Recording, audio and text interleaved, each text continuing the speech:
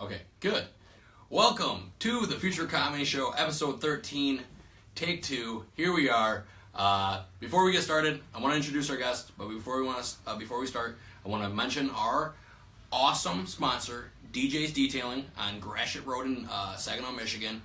He sponsored us, and he's the bomb. Make sure you get your cars detailed by him. Now, I feel a little rushed because we just did this show just 2 seconds ago and it wasn't recording.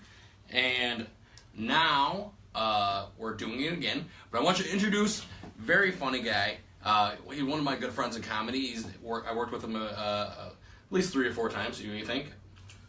I think more than that, right? More than that? Maybe 6? 7? Let's say 272. All right, we're gonna go with that. Please give it up for Mike Logan. Hey, it's me. Hey. Mike, how you doing? I'm good. I bet they're clapping at home. They are. They're like, wow, fuck yeah! Give it up for him. We did it. They're like, they're alive. No way. They actually did it. We're so progressive. Here we are. Now we got that's that's your family watching. We'll give him a shot. That Mike Ball doesn't look like a bad guy. He seems like a good fella. So if you just missed you just missed the whole thing that we just had. Sorry. Yeah. Your daughter just called. Had the most adorable live video for you. She's like, "I love you, Daddy." And then I was like thinking that was gonna be like podcast gold. Everybody was gonna see it, and then the video wasn't even rolling. No, it's not even rolling. We could have been. If this were Vine, we'd have been famous in a day. Vine, is that even still a thing? Or no, man. Vine died last year? I think. I don't even know. It was only around for 2 years. It was a big deal for a second. It was like a Zoom. It was real hot and then just disappeared. It happens like that. So, okay, we're starting to pop up. We got 9 people watching. What's up? Make sure you guys say what's up. Oh, we just went back down to 6. But we were talking about how we met in Petoskey, Michigan. Yeah, Petoskey, Michigan at the Red Sky stage. Shout out to, I can't remember the name of the guy who ran that stage, but he let me put my open mic show there back when before I was experienced enough to know how to run an open mic well. Yeah, that was a long time ago. I mean, that really was, because I remember you let me close out the show, and I remember that there was a lady, it was her first time ever doing comedy, she brought all of her friends, and they were pumped to see her. They weren't very pumped to see anybody else. Yeah, people like it when that's the good thing about having somebody on your show who's never done comedy before, because then they actually bring a crowd, because they're like, oh, we still care about this person. So. Yeah, they cared about her a lot. They were like, yeah, you're awesome. And then they looked at me like, you are horrible. You're the worst. But they were nice. I mean, they were alright. I got paid for it, so it was dope. Yeah. That was nice. A long time ago. That was 3 years ago, maybe 4.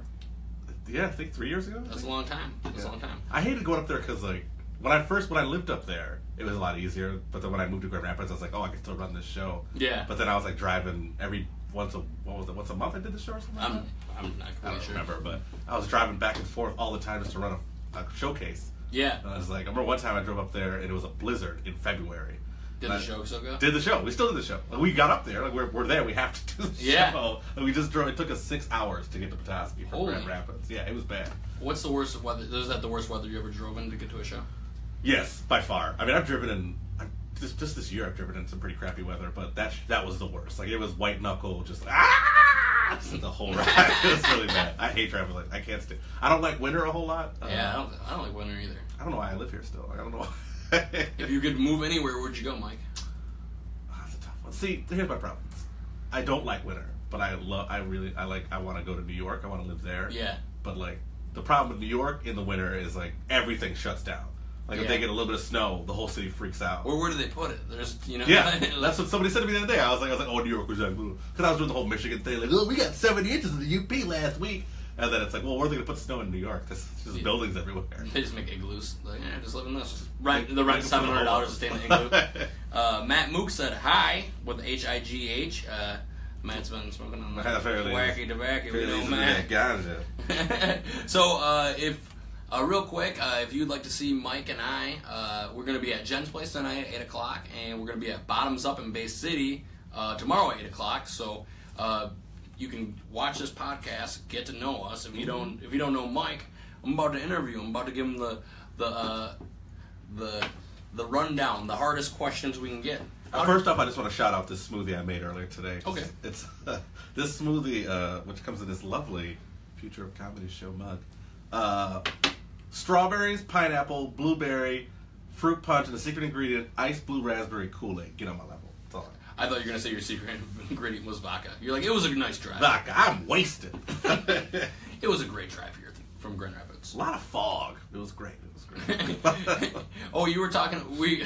I feel like we had so much good content in the first episode, and then I want to like recap it all, but I'm not sure. I don't think anybody's seen it. Do you think anybody's seen it? No, you couldn't watch it. No. Yeah, that's weird. Nobody knows but us. But tell us about the rapids they're gonna put in. Oh, they're putting rapids into the Grand Rapids. Like they're apparently back in the day when the city was founded, like that's how it got the name Grand Rapids. And then they put these dams up, these fish ladders, put them all up, so you could fish in the river. But when they put the fish ladders up, the rapids went away.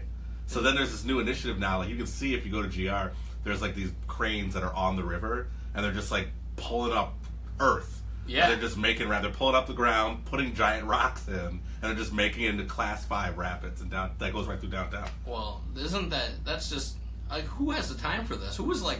We got to GR, get back. GR is the stupidest city with money. Like they just. We got to get back to our roots. We got to make we got to make our rapids grand again. I mean, when you have a city that's like built around the idea of beer as industry, stupid ideas are gonna come out. So that's probably what they were down at Founders having a few of them. They're like these rapids. I'm so sick of people not calling our rapids grand. What you should do? You should make rapids again. Yeah, they'll do it. Let's do it. Our mayor's a woman. I don't know why I know her too. She follows me on Twitter. Oh, she's gonna be mad when she sees this. What do you don't like my rapid idea? Sorry, Rosalind. I love your rapid idea. Didn't she do your? Didn't you have a podcast with her? I did. She was on one of my vlogs. Oh, because I did a Habitat for Humanity build with her. Yeah. And then I hyped it up. I hyped it up for a week, and I'm like. Come this week, next vlog, I've got the mayor of Grand Rapids, and the whole vlog was 30 seconds of me eating a sandwich next to her, not talking to her. What? No! She was in on it, though. Like, I told her, I was like, listen, I've been hyping this for like a week, and she's like, oh, I love it. She's awesome. She's a really good she's a prankster then, too. She is. Like, she goes to comedy shows and stuff. Like, of all, I've met 3 mayors in my entire life. One was Kwame Kilpatrick. If you guys don't know who Kwame Kilpatrick is, he's the guy who bankrupted Detroit. Yeah, he literally stole all the money from Detroit and brought his family to Hawaii on multiple occasions. Yeah. He was a piece of crap. And I met him in an elevator.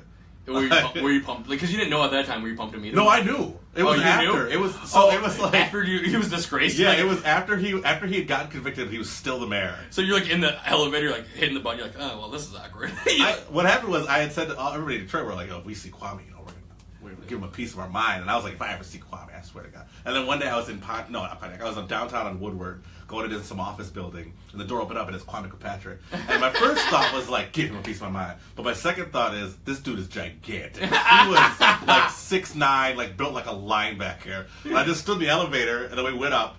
And then the elevator door opened, and he's like, "Have a good day." I was like, "Thank you." And then just left. So we have a few people commenting in, and Omar, my friend Omar, who is from Detroit, lives in Los Angeles now, says free Kwame. Oh please, man! Kwame was the first guy who made me realize I was a taxpayer. Because like I was like 19 when he did all that stuff. You're like, God damn it! I was like angry. I'm like, no. That shit. Like, why am I such a myself? I was like, fuck that, man. This dude stole money from me out of my pocket. And then Jess Valaquez, this is a friend of yours for sure, because she said Kneeler. That's your bit. Oh, shit, alright. And then Matt Mook said, damn autocorrect. And he's acting like he's not high. He's like, oh, it was the autocorrect that made me say hi. H-I-G-H instead of hi. No biggie. Oh, it's so duck and annoying. That's funny. So we earlier in the podcast, in the previous podcast, the unaired episode, it was like 5 minutes. I feel like we had so much gold in that. It's like sometimes, yeah, I feel like sometimes like you do something once and it's gold, and then you can never recapture that moment, like your daughter calling. But we're gonna try to recapture. Will you tell her to call back? Yeah, we're gonna stage it. Please just call. Actually, will you get somebody young? Get my little sister to call me, FaceTime me. She loves being on camera. Like she'll whenever we're together, she'll always like if I do like a Snapchat or Instagram video, she'll like want to be in it. Like, she'll just be like, "Is this for your fans?" I'm like, "Yeah." It's like, "I want to be in it." I'm like, "You are really arrogant, chip off the old block." Yeah, she'll be Instagram famous in no time. God, I hope not. That just means the worst thing for like a female, and she's got like a huge butt too. So like, I don't want her to be Instagram famous. I will start murdering boys. Like, I'll find out where all of her followers live. You just direct messaging all these. I'll slide in all those dudes' DMs. They'll be fearing you like Kwame in the elevator. So we did a show together at Candlestone Resort. It was a contest which you won. You won that round, and I was the host. You were the winner of the round, and then we went to a little unknown place called Smyrna. Smyrna, which I believe the night we kept calling Smyrna. It's Smyrna. Some Ja Rule Smyrna. That was what was it? Well, I remember it was before the show. I was hanging out at the bar at Candlestone. And I was chatting with people, and then I'm pretty sure I was talking to one of the servers or something that I would probably do. And even though that's one of the unwritten rules that you don't, which I've actually done twice, and I don't recommend it. But I was talking to her, and then I was like, "What do people do, like, for fun?" And they're like, "Oh, we go to Smyrna." Everybody I asked kept saying we go to Smyrna. Yeah. Like the old people, the young people, "Oh, we go to Smyrna." I'm like, "We gotta." I invited you. It was you. Who else went with us? Welfare didn't go. Oh, I'm not even sure. I can't remember. I was pretty drunk. That was when I was drinking. It was me, you. I don't remember. There was like 4 other comics that went with us. Yeah. Like everybody else was in the competition except for David because he was like he had his wife with him, right? Oh, maybe. Oh, yeah. He had the hotel room and his daughter was there. Yeah. Dave was like, "I'm not doing that." So like Dave's like, "I'm too old for this shit," and I was like, "I'm 30, going on 25 now." But no. So I was like, I asked everybody, like, we all want to go to Smyrna, and everyone's like, "Yeah, we're gonna go to Smyrna." And then we went, and I was like, "Where do you go?" And like, everybody's like, "We just go to this one bar." I remember what the bar was called. But I remember we got in there, and it was a basement that looked like someone's house basement. But it was packed. It looked like a basement? Like, it looked like, remember, so, like, you go into the bar, and then it's, like, downstairs. Like, you go down, like, a couple of steps. But then, like, it looked like they had real low ceilings. And then, like, I remember, I can picture this right now. I just remember the karaoke didn't have Vanilla Ice. The karaoke did not have Vanilla Ice. I was like, what kind of bar has karaoke and doesn't have Vanilla Ice? I feel like that's, like, everyone's that's my go-to song. And then it's a lot of white men's go-to song. Well, freaking that guy's haircut. I mean, for real. He was killing. He had the slashes too in his eyebrows. Oh, he was dedicated. He was a trendsetter. He was high. And then you did "Baby Got Back," and you had everybody rocking, man. You did. You know, I'm gonna go out on a limb and say that was the first time they ever had a black guy in their bar. I really. Well, you don't have to go that far on the limb. You could say right on the. You could say around the trunk. It was probably the first. I walked in. I remember walking in and just feeling everybody just. They're like, "Can I get a picture with you?" He's different. He must be famous. He's black. What's he doing here? Yeah. Well, they definitely thought you were famous. They bought you a bunch of shots. He did. I got pretty drunk that night. Yeah. So that was fun. But like I said, the first time I've ever gotten that drunk for free, ever. And I probably never will again. Well, if you ever go back to Smyrna, they will. Because I remember I hosted that whole season, and then every time I went up on stage, everybody's like, "Smyrna!" And then I would talk about like the shenanigans that we'd get into there, and then the GM of the resort's like, "Do not mention our competition." Oh, Smyrna. come on! It's a different city, man. Yeah, different village. Didn't their bar close at like 11 or 12 or something? Yeah, that's why we went to Smyrna, because that was the only place that was open. He was upset. It's not competition if your bar's not open. Yeah, well, that's true. And I don't know. He just had to stick up his butt. Yeah, well, he can go fuck himself out.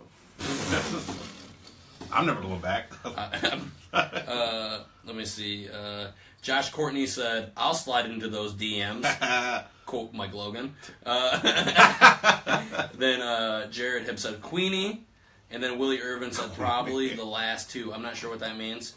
And then Adam said, "That's my kind of business." I'm not sure what kind of business. Who? Adam Mauk. He's my friend. I'm not sure what kind of business he's talking about, but... So Jared Hibb said Queenie there at my open mic that I run every Monday night in Grand Rapids at the Garage Bar. Yeah. There's a woman there, we found out this past Monday, she's a regular at that bar. Her name is Queenie, and she has like a catchphrase. Yeah. And her catchphrase is this. That's her catchphrase. Like, she just kept doing it all night. She was getting pumped. I think that was like her mating call. Like, all night she just kept doing it. And then I got to the point where I was like, all right, she's kind of fun. And so I would just be like, give me a queenie! And she would just do that. So, Adam actually just responded that it's his job to build rapids. And Willie Irvin said that you're probably the last black guy to ever be in that bar. Whose job is it to build rapids? Adam Mauk. And he legitimately, that's his job? Well, I know he builds bridges for sure. Really? For sure he builds bridges, and that's probably like a thing like you do, like if you build bridges, you probably already do like rapids. Kind of like if like you do comedy, you do like bar mitzvahs or whatever. Oh, all the time. All the time. I can love bar mitzvahs. Those are... I bring my own scissors. It's our second income stream. Is that too late? Is that a couple years too late? What? They're your own scissors? Yeah. A little too late. Colton M. Cole's watching. What's up, Colton? How you doing, man? Looking forward to having you host tonight. Colton's a hilarious guy. Have you ever seen Colton? I don't think so. Oh yeah, we're gonna have fun tonight. Colton's a great comic, very funny, and he's hilarious. So I'm looking forward to that. Maybe Colton can do the podcast tomorrow. I'm not sure. This is me asking you, Colton, if you're watching. Do you want to do the podcast tomorrow before our show at Bottoms Up at 8:00? See if you can respond to that. And I feel like it takes so long for anybody to respond to anything on this. I think yeah, probably. So Mike, what got you started in comedy? What made you want to do comedy? I, like any millennial, which, believe it or not, I am a millennial, even though I'm 31 years old. Yeah, you're like on the cusp. I think people who are 32 right now is the last age you can be to be a millennial. And then the youngest is 16. So how do they say millennials? Are millennials just people who watch Power Rangers growing up, or what? It's a legitimate term, like baby boomers or Gen X. I believe it's also called Gen Y.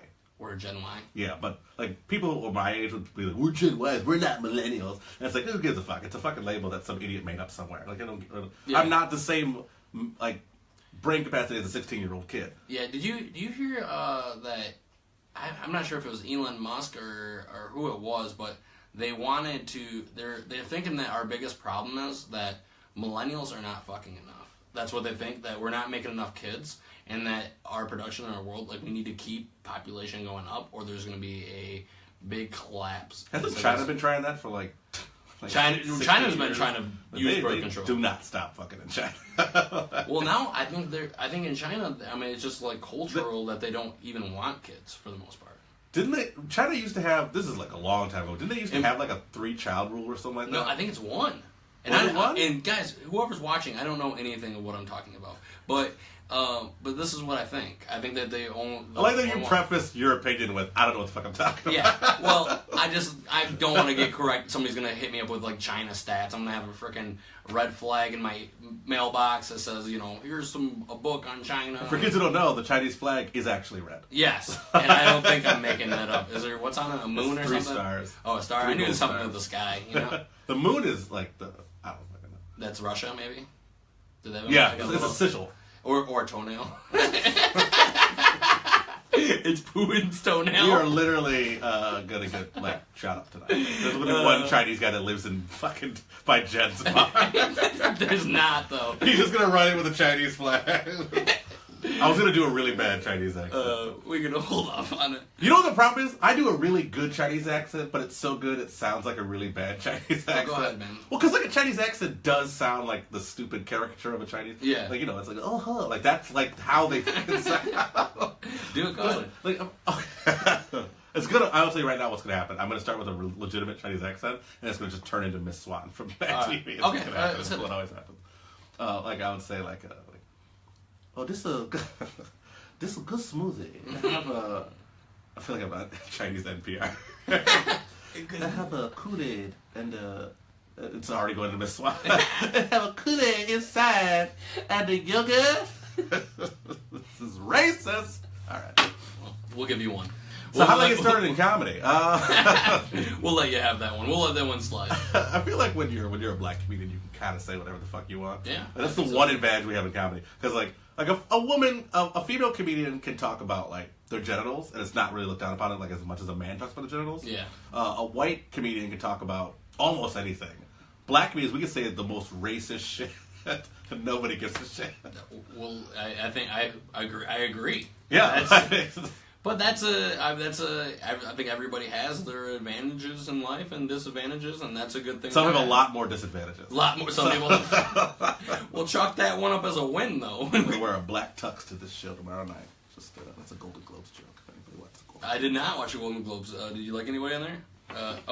Joe Williams said, "Stick to Morgan Freeman." You want to do a good Morgan Freeman one for us? That is actually a really good one. He doesn't like my Chinese. No, Joe Williams is like he's offended. I can see it. Joe Williams. I don't think anything can offend Joe Williams. This is the guy who makes jokes about putting his dick in coffee.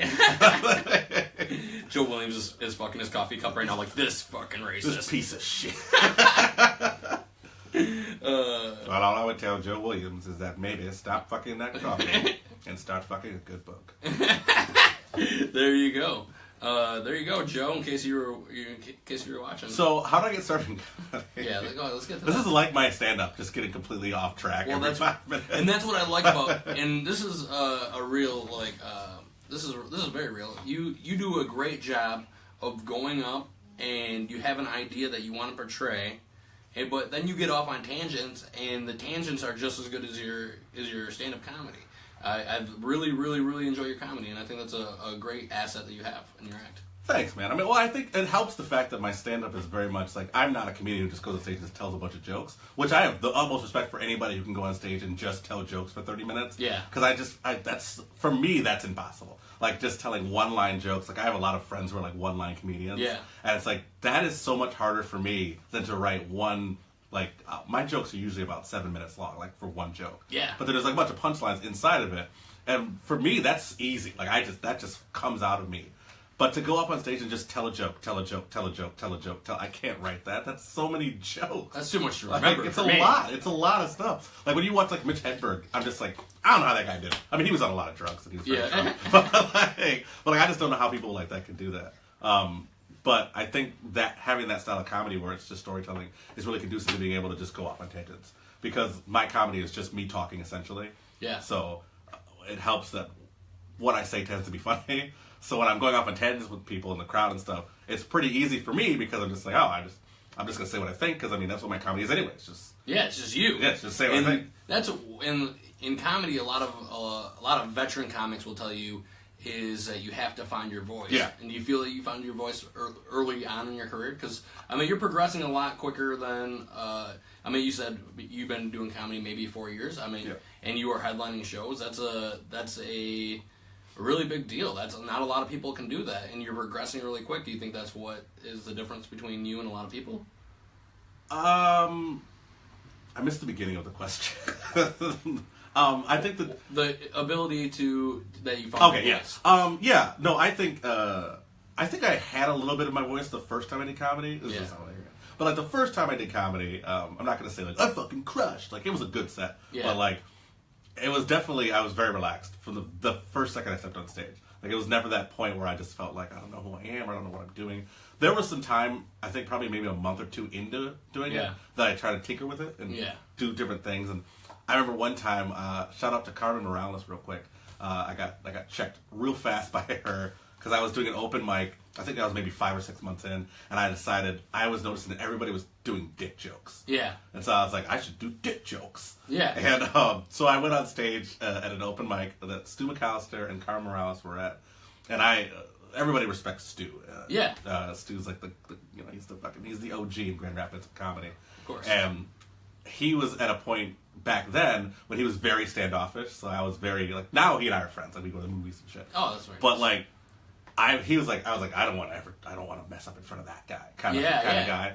And I went up there and I was trying out all my new dick jokes. You did like 5 minutes of dick jokes. Oh my god, it was bad. And Carmen Morales, for anybody who doesn't know, she lives out in L.A. now. She's a very big deal. Yeah. But she's from Michigan, so she was in town and just was at the open mic, and I didn't know who she was at the time.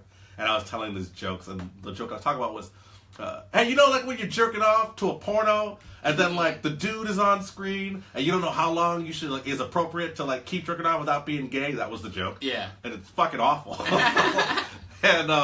and then Carmen. And then she told you she's like 17 seconds. Carmen just yells out, "I don't have a dick." And that was the first time anyone ever talked during like one of my. They heckled you. Yeah. And then I was like, "Oh, well, what do you do when you watch porn?" And she said something very funny. That was like much funnier than my entire premise. Yeah.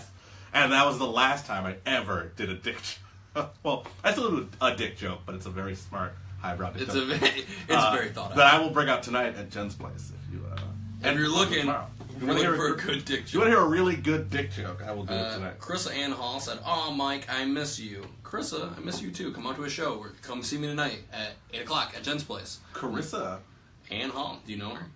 You know, apparently I do. I miss you too, Carissa. Well, we're both Mike. I think she's talking to me because I do know her. Okay, good. I have a tendency to like never know people. Like people will say like, hey, "What's up?" And I'm like, yeah, she knows you. She's like, "Oh, I've seen you in an elevator." That's what she. I was behind Kwame. She popped out. Hey, I'm back here. So you start out 4 years ago. You're producing comedy shows. They're open mic. They're available for comics who are starting out in any level, pretty much. Yeah, right? I mean, it's for me. For what I use open mics for is I use them to practice. A lot of people tend to call them open micers, who are people who like only do open mic comedy shows, and those are people who are like they're honing their first 6-7 minutes. Yeah, they're getting that down, which is the rule. Is you get your 7 minutes down. And then you move on to farther, longer sets. And if anybody's watching who's not a comic, everybody starts at the open mic level. It's where it's like if you ever played Guitar Hero and like the first level, it's Say It Ain't So by Weezer. Yeah, if you ever see it's the first level where there's like 5 people just standing out there and you gotta perform for comics. So it's a tougher room than I think it's way tougher to do than an actual show. Oh yeah, easily. I mean, when my open mic's pretty good. Like my open mic is very well attended. Yeah. So I mean, the ratio from comic to like fan is usually like 10 to 1. Oh, that's nice. It's a very good. We did our 5th show. We do it every week. The 5th show this past Monday, and you start calling that a showcase. Show.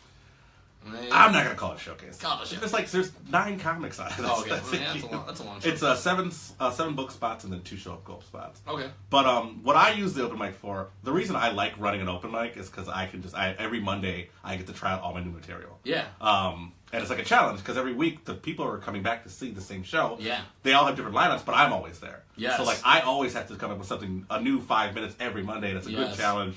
And it's great because Mondays are like I'm usually on the road like 3 or 4 days a week. Yeah. So like Mondays I get to relax, I get to work on some material, go to the open mic. What an open micer or somebody who does open mics for uses it for is essentially just that's where you get to do your shows. Because you're not going to get booked at a comedy club, a year into doing comedy. You got to go somewhere, and that's where you go. So people, if you have an open mic in your city, go to it. Support live comedy the best way you can. And obviously going to shows like Jen's Bar or Bottoms Up. Which is not an open mic. It's not open mic. That's it's more close to a pro show or a showcase. Because we do 5 comics every show. So it's extended pro show, I'd say. But yeah, open mics are the best because if you go to open mic and there's like a crowd there and they're there to watch you do comedy, that's how you get a good barometer of how good you are. You can't do a show with 8 comedians in a room. And if you do well, it's like, okay, you did well in front of 8 comedians. It doesn't mean you're going to do well in front of 8 normal people. I remember the first open mic I ever did. It was in Los Angeles. And I remember the host pulled out his balls on stage. The first open mic I ever been to. I swear. And I was like, oh, this is what comedy's about, huh? Just pulling your nuts out on stage. Well, nowadays it seems like it is. And then the very next show, I remember the second show, I came back.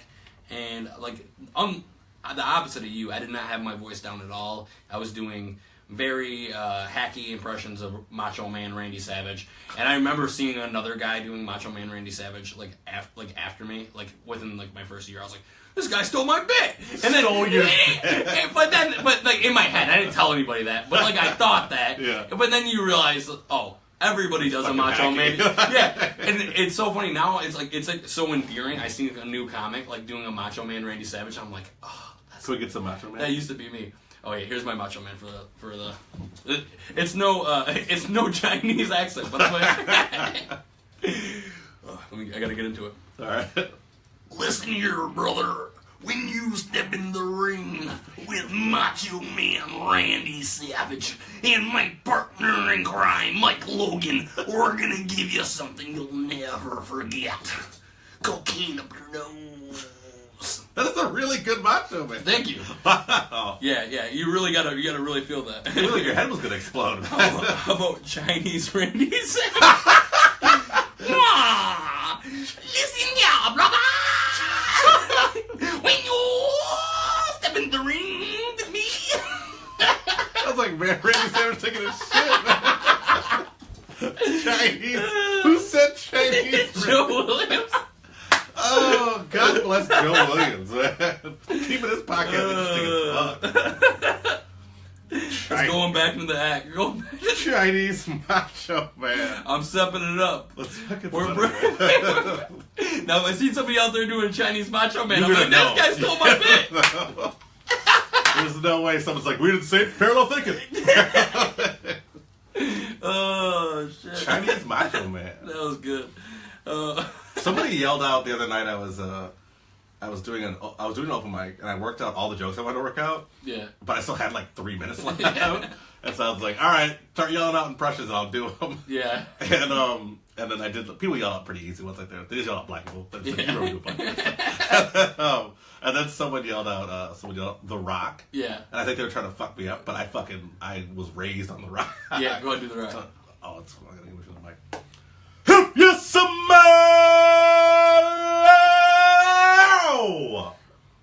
what The Rock is cooking. That was really good. Do the eyebrow into the camera though. There you go.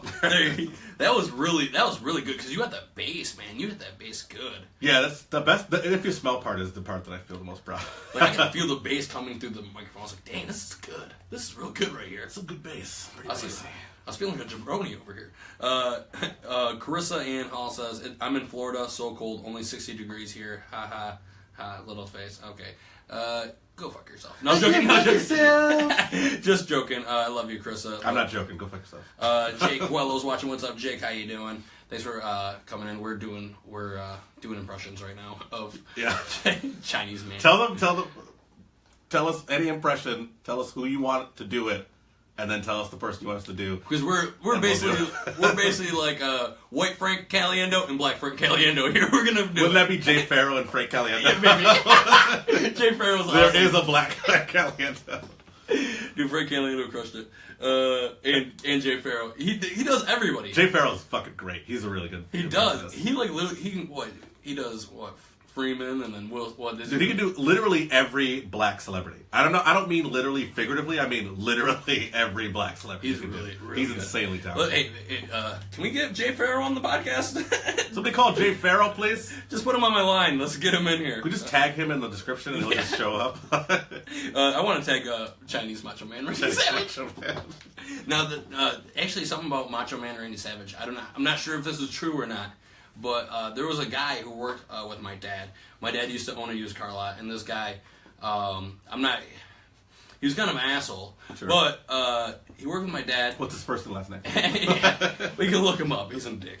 And he said he personally knew Macho Man Randy Savage. And one time, Macho Man Randy Savage was so high on cocaine that he drove his red Corvette right into an apartment complex.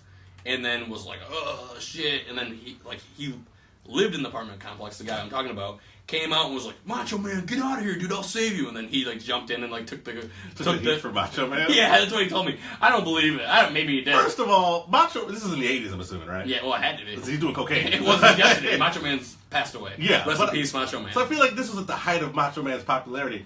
Let him take the heat. He's not going to jail for that shit. You are. You're nobody, man.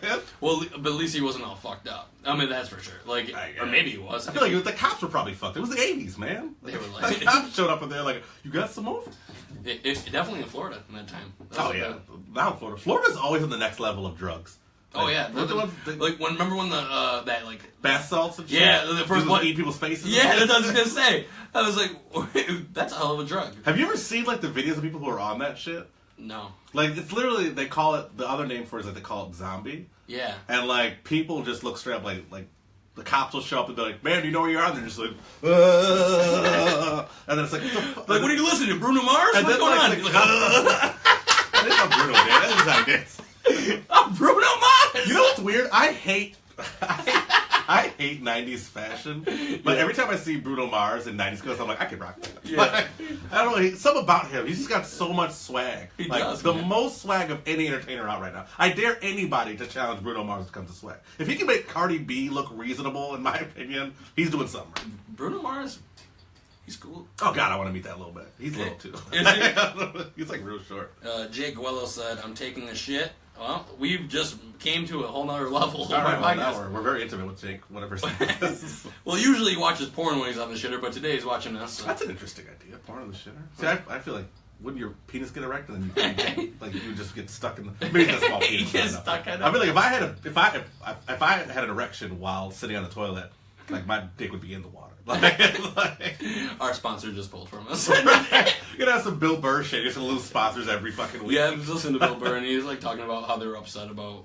I don't know. Did you listen to his podcast? Yeah. Did you hear when he lost Sherri's Berries? He lost a sponsor called Sherri's Berries. Shout out to Sherri's Berries if you want to sponsor Mike Ball's podcast. Yes, Sherri Berries. We will not be saying anything like that. They dropped him because he had a black comic on for the first time I've ever even heard him have a guest on besides his wife, and they started talking about the Klan.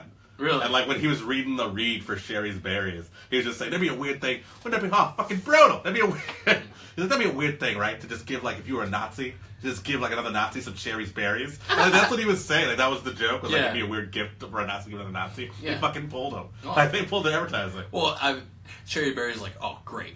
Here I am just trying to sell some berries. Here's fucking Bill Burr associating us with the most hated group in America. I just don't understand why people would even like if you've ever listened to that podcast, you would know when he reads advertising that he's always just he's always a dick during that. Yeah. Well, I mean, you got to keep it. You got to keep it engaging. I mean, yeah, it's got to be entertaining. What are berries without a little bit of racism in it? You know? Mean, if I'm going to give somebody some berries, it's probably going to be a tinge of racism behind it. Yeah.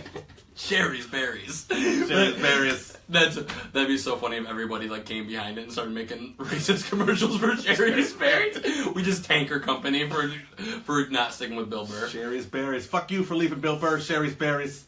We lost Sherri's Berries. I started that off with asking them to be a sponsor and ended it with fucking. Okay, so I just got a text in for tomorrow's show. For Bottoms Up, we have 37 seats reserved for Bottoms Up. And that place holds probably about 60 or 70. There's probably 60 chairs, 70 people hold. So if you haven't got your reservations in for that show, you should do it now. Just so you can save your seat. And then if you haven't got your reservations in for tonight, get them in because we're about to go over there in about 15 minutes. We got 15 minutes left on this podcast here. Yeah, and if you drive to the show tonight and then your car gets all crappy from the rain, just go over to DJ's Detailing afterwards. Ooh, that's nice. Nice little plug. Get your car all cleaned up. Huh? There won't be no Nazis there. No. There's gonna be no Nazis at DJ's Detailing because DJ's Detailing don't do that shit. They're not Sherri's Berries. Come on now. Yeah, go get your car cleaned by Sherri's Berries if you want to be all like that. One day I'm gonna have a podcast. It's gonna become successful. I'm gonna get Sherri's Berries as an advertiser, and then they're gonna pull up this podcast. Oh, they're gonna find you. They're like, well, let's see what else Mike Logan has on his resume. He's called us racist so many times, and he's working with some Chinese Macho Man Randy Savage. Let's get behind it. Let's sponsor Chinese Macho Man. That'd be. Who? Oh, we did a Halloween show, and Jay Harris dressed up as Macho Man Randy Savage and came out. And, oh, really? And literally had the whole get up. He was pretty sweet. Did you see my Halloween costume this year? No, what were you? I was Black Trump. Oh! Yeah. How'd that go? It was, I went to, I did 2 shows during, like, over the course of Halloween weekend. Yeah. Both dressed as Black Trump. And then the last night, the night of Halloween, I actually went to, like, a couple of bars. Yeah. And for the most part, like, people got it. Like, and I don't support Donald Trump, and like I feel like you would assume I don't support Donald Trump just because I'm like black. Yeah. And like I thought it'd be funny because like I do the Trump impression, and I'm like, oh, any costume I've ever done for the last 10 years has been built around an impression I can do. Yeah. I think I'm out next year. I don't have anything. Go ahead and do your DT impression. Think about this tonight, okay? Jen's place, the bar's tremendous. It's tremendous. I don't even know. It's great. It's a fantastic bar. You're going to go there. You're going to enjoy yourself. You're going to walk in. You're going to find Jen's place and grab it. You're going to grab it right by grab it right by the place. That's what you're going to do. But so I went out and I had like, I had the suit on and I had the Trump wig, which was, by the way, Sean Francis, I still owe you that Trump wig back. It's still in my house. But it's like a really nice Trump wig. Like it looks like Donald Trump's hair. Oh, that's right. And so I went to this bar and I walked in. Everywhere I walked in, I got booed. Like, the second I walked in the bar, boo! Really? Yeah, but then I do the Trump impression, and they're like, oh, that's pretty funny. And, like, they liked it. Yeah. One girl hated me with a passion, and I'm pretty sure she was so drunk she thought I was legit Donald Trump. Yeah. Like, she walks up to me. I'm at Steel Cat Bar. Shout out to Steel Cat Bar. give me free booze. When I started drinking again. And she just walked me, she's like, fuck you. And I was like, excuse me? And I had forgotten, like I had been drunk for 3 days. I had totally forgotten I was even in the you get-up. became the character. Yeah, like I was just like having a drink. You're like, what? My hands are big enough, right? I'm like, I turned around. One guy did say to me I couldn't be Trump because my hands are way too big. Yeah. And she's like, fuck you, I don't believe in anything you stand for. And I think you're not my president. I'm like, well, I'm not anybody's president. I'm Mike Logan. Like, I don't know. That's drunk. That's a very drunk person. Dude, oh my god! And her friends are like, "Come on, Tiffany." And she's like, "No, fuck this guy. It's not funny." I'm like, "All right, you are a bitch." So. And that was Sherri of Sherri Berries. Sherri from Sherri's Berries. You racist, Sherri's Berries. Joshua Shram says, instantly don't like you, Mike Logan. I don't know who Joshua Shram is. He said he instantly doesn't like me? Is that your friend? What is it? Joshua Tran? Or Shram? Tram? Yeah. I don't think so. Maybe he's mad about the... Is it the Trump thing? Is it Sherri's Berries? Does he own Sherri's Berries? He's a big Sherri's Berries fan. I don't know what... Maybe this is a Donald Trump impression. If I lived my life caring about the amount of people that don't like me, I would have killed myself 5 years ago. Well, I don't know what his thing is. Maybe it is. Listen, hey man. Sometimes you got to be able to laugh. What's his name? at James? No, Josh? I already forgot it. Josh, listen.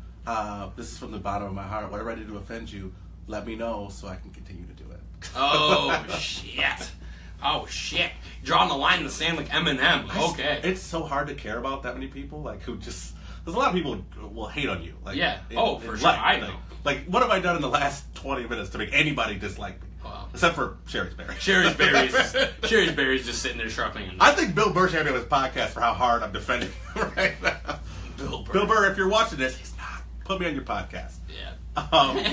But he's a big fan of mine. I think it was literally 5 years ago I stopped, I guess just caring what people think. Yeah. Because I mean, how do you do that? That's a very big thing in this business, because a lot of people say if people don't like you or you have haters, that's a good thing.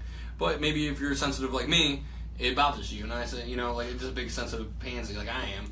Like, how do you get over that? I think my comedy lends itself to people not liking me. Like, it's not like it's not for everybody. Well, like, and let me just say this: more people like you than dislike you. Because I've had you on many shows, and that's why I have you back, is because you crush the audience. Thanks, man. Yeah.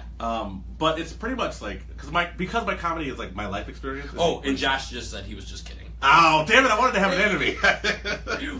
He's like your biggest fan now. He's like, hey, he won me. Would it be great if he sent me some Sherri's Berries in the mail, wrapped up that's how they come. in a like Chinese it's flag. like a mail service berry thing. Yeah, that'd be sweet. And then Cam Big Fella Rowe said, "What up, Doe?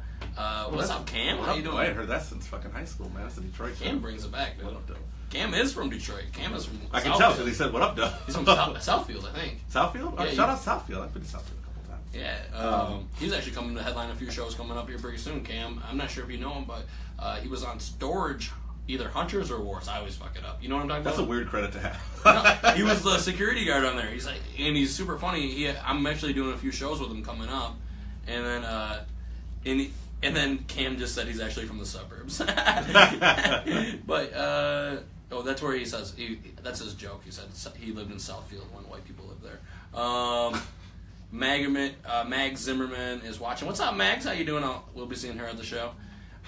Hunters, Jesus, Mike. Yeah, he's on Storage Hunters. I keep forgetting, but he's a tremendous actor. I'll tell you that. He really... Oh, he's an actor? I thought it was a reality show. Well, are any reality shows real? I heard they're not. Do you think? Do I think they're real? I think there's some parts... I think that they're very heavily influenced. Yeah. Like a producer will say, go to this situation, and then they'll film what happens. Yeah. But I think a lot of it is... I think it's unscripted, but I think a lot of the actions that people do... do this. Like they're like, oh, go to this party where your ex-husband is. So yeah. Like, well, we'll just keep the cameras rolling. Here, take these 4 shots of Patron, then go talk to them. Well, that's why the real world works so well. They took people, they put them in a house, took away television, phones, and internet, and gave them alcohol. Yeah. It writes itself. That's all you need. I mean, that was the premise of, what was it, the Jersey Shore, right? Yeah. Oh my God, Jersey Shore. That show redefined trash, didn't it? Yeah, well, hey man, gym, tan, laundry. I think that's a very respectful life. I mean, if you're going to the gym, staying in shape. First of all, one of those three things, I don't give a shit about. Tanning. You don't need your vitamin B or vitamin D. I literally walk outside on a cloudy day and I get my full intake. Black as shit. And then people who need to do laundry. I'm pretty sure there's a few people out here watching this who need to maybe turn it off and go throw some of those. He's calling you smelly Sherry's berries. Prefer, especially Sherry's berries. Sherry Berries sponsored these. Did you just tag him? Sherry's Berries? Did you tag Sherry's berries? Oh, shit. Nice. Sherry. Oh, that's awesome. Wouldn't it be great if you did get a sponsor of them out of that? Well, not now. We just ruined it. I bet they would now. I bet they wouldn't. Hey, you know what? Dude, I'm tagging Sherry's Berries in all my social media this tonight. Well, Sherry's Berries, you know, I would love you as to sponsor us, but, you know, sometimes, you know, we can't be held responsible for our opinions on here. So. Yeah, like if I say, fuck you, Sherry's Berries, I'm just kidding, I got great berries. I never had your berries. I'm lying. No, see, now we're definitely not getting Sherry's Berries, but it happens. What are you going to do? What do you do? Sometimes the berries aren't right for you. You know what? You know? It ain't going to affect me any. We're actually looking for, what's the banana brand? The Chiquita? Chiquita. We want Chiquita. My sister's name is Chiquita. No fucking way. I'm not kidding. I'm not kidding. The Chiquita? Like, Chiquita, not Chiquita, Chiquita. Chiquita. So Well, it's actually close. she actually changed it. I think it's like her name is Monique now. Oh, no. Yeah, no, I'm not kidding. I'm not making that up. That's real. Yeah, people just change their names sometimes.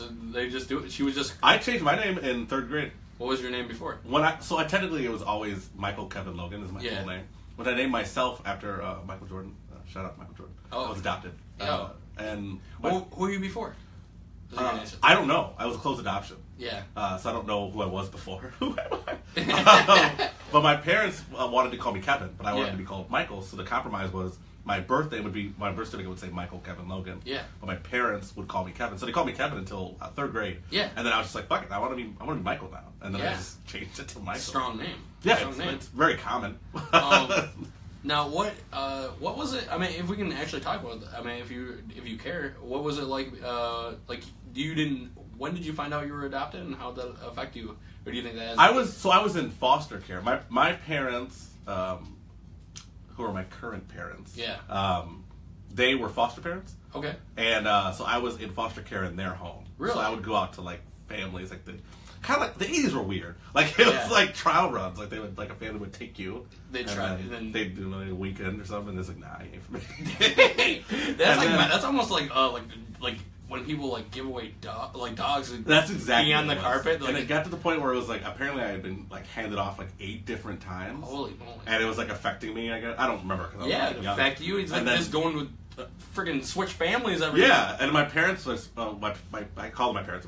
My foster parents at the time were just like fed up with like me being sad and shit all the time, so they adopted me. Oh, that's and they very kind-hearted people, and they took care of you, and they raised you into a nice gentleman now. Yeah, guy who hates Sherry's berries. Does that ever affect into your stand-up comedy? Do you ever talk about that during your stand-up comedy or anything like that? I do. I don't talk about them a whole lot. I talk about my mom sometimes. I have some bits about her. I have one joke about my dad, but I don't talk about them too much. Yeah. I don't know why. She's never actually seen me do comedy. Really? Yeah. No, my dad died a couple years ago. My mom has. I think she's coming to see me at the Comedy Castle the end of this month. Oh yes, and we'll plug that right now. When are you going to be at the Comedy Castle? Comedy Castle is probably the premier club in the state, and you are going to be featuring there. Yeah, that'll be the 25th, 26th, and 27th. Oh yeah, that'd be fantastic. So if anybody's in Detroit and you're watching this, make sure you can check that out. Josh Courtney just said Mike Logan socks. Do you have some socks or something like that? I'm a fan of weird socks. Oh yeah. You want to show the camera what you got going on right now? I mean, these are pretty tame today. Yeah. I normally have I have socks my favorite pair of socks, the ones that Josh Courtney is probably most proud of me, is I have a pair of breakfast socks. Breakfast? And they're like it's got like eggs and bacon and pancakes, and then it's got a pitcher of syrup pouring on top of them. Nice. I just love, I don't know why it is, I love socks. Like, I have way too many. My dog loves socks, too. She just carries them all around the house and leaves them everywhere, but God, I'm sorry, those... Yeah, you're disrespecting socks right now, man. Yeah, sorry. I don't know, I just love socks, man. I don't know, it's a stupid obsession. I like socks and watches. Like, those are like my 2 things that I'm really into.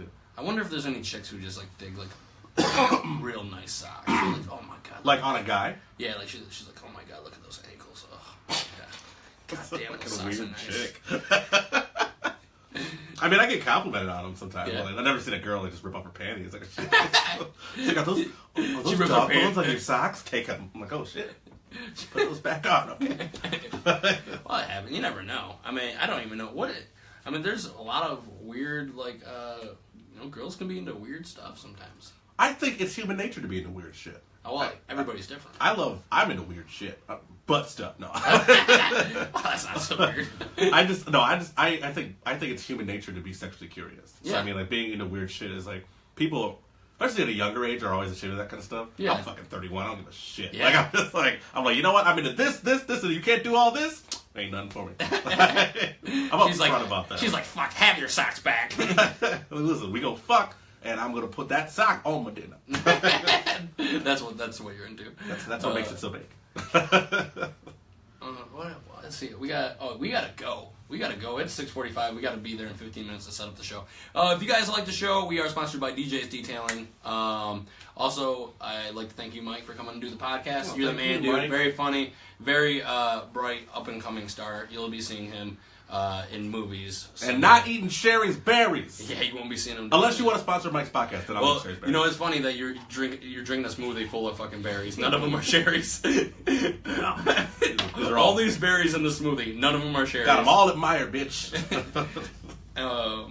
But yeah, we gotta go. But we'll be at Jen's place here in about 15 minutes to set the show. Show starts at 8. Thank you for watching. Oh, bottoms up tomorrow, 8 p.m. See you night.